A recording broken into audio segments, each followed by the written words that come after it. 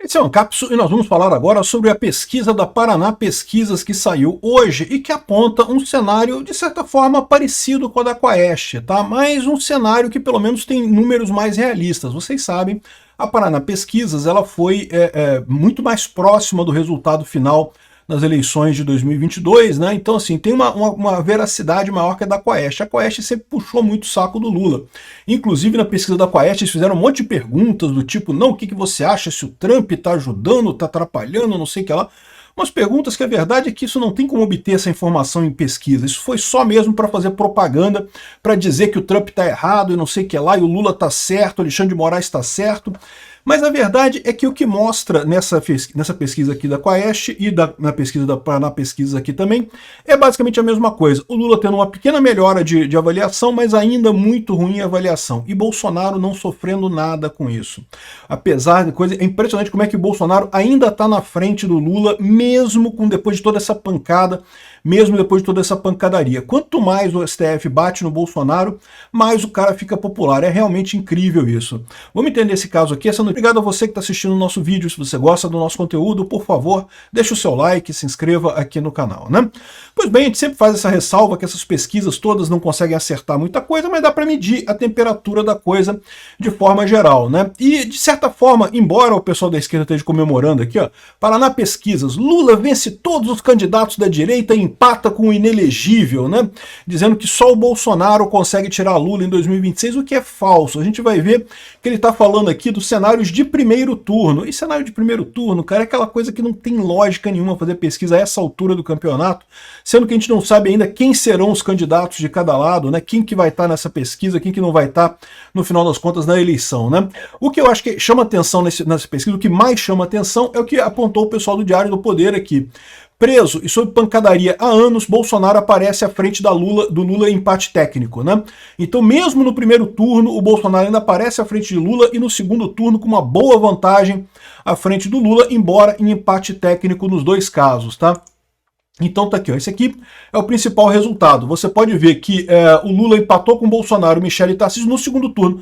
Porque o segundo turno é o que faz diferença você medir agora. Ou seja, quem chegar no segundo turno com o Lula é que vai interessar no final das contas. A verdade é que o primeiro turno não quer dizer muita coisa, né? Ninguém vai ganhar no primeiro turno. Não tem nenhuma hipótese de alguém ganhar no primeiro turno. Então vai ter segundo turno. E o segundo turno é o que interessa no final das contas. Eles fizeram um monte de medições aqui do primeiro turno. Aqui, ó. Tem um monte de medições aqui o cenário, Bolsonaro, Lula. O Bolsonaro fica na frente aqui, tá vendo? 32%, mas aí tem o Ciro Gomes aqui, o Ratinho Júnior e o Ronaldo Caiado. Ou seja, o que isso aqui quer dizer? E se o Ciro Gomes não participar da eleição? O que vai acontecer? Esse valor aqui vai para o Lula, né? E o Ratinho Júnior e o Caiado, se eles não participarem, o valor deles vai para o Bolsonaro, o que vai acontecer? E se tiver outros candidatos também, entendeu? O grande problema de você fazer primeiro turno é que você não sabe ainda quem são as pessoas. Assim, é verdade que fazer primeiro turno só depois que já estão registrados os candidatos, beleza, isso seria só em agosto.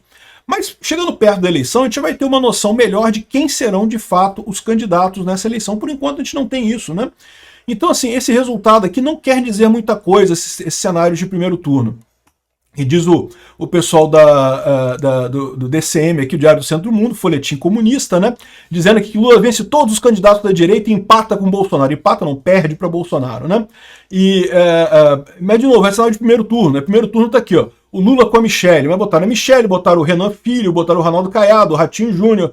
Ou seja, né, é lógico que isso daí, o equilíbrio que você coloca aqui acaba prejudicando a coisa.